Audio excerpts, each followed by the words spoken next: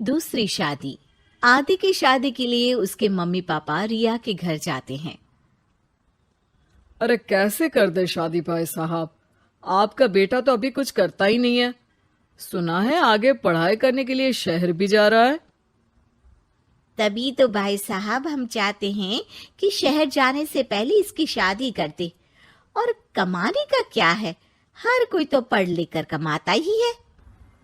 हाँ हाँ, और गांव का सबसे बड़ा मकान और समृद्ध परिवार से है आदि। मुझे तो समझ में ही नहीं आता, इतनी जल्दी शादी। रिया भी अभी पढ़ रही है, इतनी अच्छी है वो पढ़ाई लिखाई में, कैसे शादी कर दूं। आप लोग थोड़ा समय दे। आदि के माता पिता घर चले जाते हैं, जहां आदि के पिता कहते हैं, अरे भाग्यवान, मुझे तो समझ ही नहीं आ रहा कि तू क्यों इतनी जल्दी आदि की शादी करवाना चाहती है। पढ़ लिख कर कमाई धमाई करने लायक हो जाए तो फिर कर देना शादी। अरे आप चुप रहिए। रिया जैसी लड़कियों के लिए शादी के रिश्तों की कमी है क्या? इतनी सुंदर, संस्कारी, पढ़ी लिखी और अच्छी परवरिश वाली लड़की है वो। मैं तो छोड़ ही नहीं सकती ये रिश्ता किसी भी कीमत में। बता दे रही हूँ, रिया की शादी आदि से ना कराई ना तो मैं जहर खाकर जान दे दूंगी। पूरे गांव में नाम है उन लोगों का, नौकर चाकर कितने लगे हैं उनके घर में।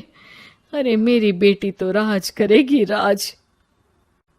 और इस तरह ना चाहते हुए भी रिया की शादी आदि से हो जाती है। अरे बेटी, ये ले तेरी किताबें, पढ़ाई बिल्कुल ना छोड़ना। तू तो मेरी गर्व करने वाली बहू है, बड़ा नाम है तेरा गांव में। हाँ, आखिर पसंद किसने किया है रिया को आदि के लिए? आदि को गांव की रिया इतनी पसंद नहीं होती है। अरे यार, तू तो बड़ा लक्की निकला, रिया जैसी लड़की से तेरी शादी हो गई। अरे लक्की की क्या बात है, वो भी तो मेरे जैसे लड़के की बीवी बनकर किस्मत वाली बनी है ना। अरे अब तो तू रह नहीं दे, ना तो तू कमाता है ना ही पढ़ने में अच्छा है। क्या है तुझमें? बस पैसा, और वो भी बाप का। आदि को दोस्तों की बात पर बहुत गुस्सा आता है। पिताजी, मैं शहर जाना चाहता हूँ आगे की पढ़ाई के लिए। अरे बेटा, लेकिन यहाँ की पढ़ाई तो पहले पूरी हो जाए। नहीं नहीं, अब मैं किसी भी हालत में शहर में ही रहकर पढ़ाई करूंगा। रिया को आदि का ये व्यवहार अजीब लगता है कि अचानक नई शादी के बाद आदि ऐसा क्यों बोल रहा है। खैर, आदि पढ़ाई के लिए शहर चला जाता है और रिया गांव में रहकर सास ससुर की सेवा करती और बचे वक्त में पढ़ाई। अरे देखो, दामाद जी तो शहर चले गए, हमारी बेटी बेचारी अकेली रह गई। उसे कुछ दिनों के लिए यहीं बुला लाओ ना।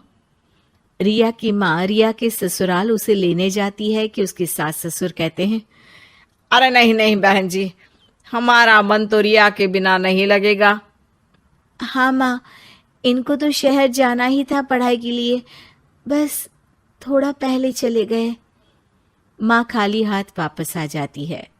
आदि शहर में मन लगाकर पढ़ाई करता है और इंजीनियरिंग के लिए दाखिला ले लेता है, तो वहीं रिया भी एमए की पढ़ाई में प्रवेश लेकर समाज सेवा में मन लगाती है। तुझे देखकर लगता है कि मैंने तेरे साथ ठीक नहीं किया बेटी। शादी तो करवा दी लेकिन पति का साथ नहीं मिला। अरे तो क्या हुआ, जैसे मैं अपने माँ पापा के साथ थी वैसे अब आप दोनों के साथ हूँ, है ना? सास खुश हो जाती है। अरे सुनो, बहू आदि लौट रहा है शहर से, वो कल आ जाएगा, तुम लोग तैयारी कर लो। रिया ये सुनकर खुश हो जाती है। वो सोच लेती है कि अब वो कुछ दिनों तक आदि के साथ क्वालिटी टाइम बिताएगी। लेकिन जब आदि घर आता है तो उसके साथ होती है एक शहर की लड़की जो जींस और टॉप में होती है। ये मेरी दोस्त है, मेरे साथ रहेगी। आदि उसे अपने मम्मी पापा से मिलवाता है लेकिन रिया से नहीं। रिया सबके लिए खाना लगाती है।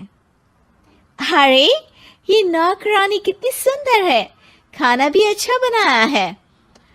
अरे नहीं नहीं, ये नौकरानी नहीं, मेरी बहू यानी आदि की बीवी है।